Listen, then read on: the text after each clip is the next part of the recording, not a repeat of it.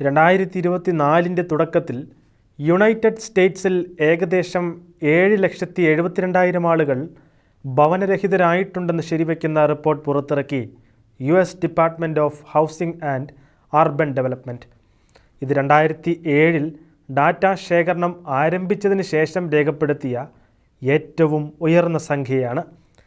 2024 ജനുവരിയിൽ നടത്തിയ വാർഷിക പോയിൻ്റ് ഇൻ ടൈം കണക്കെടുപ്പിനിടെ നിർമ്മിച്ച HUDയുടെ കണക്ക് 2023 കണക്കാക്കിയ ഭവനരഹിതരുടെ എണ്ണത്തേക്കാൾ 1,18,376 ആളുകളുടെ വർധനവും 18% വർധനവുമുണ്ട്.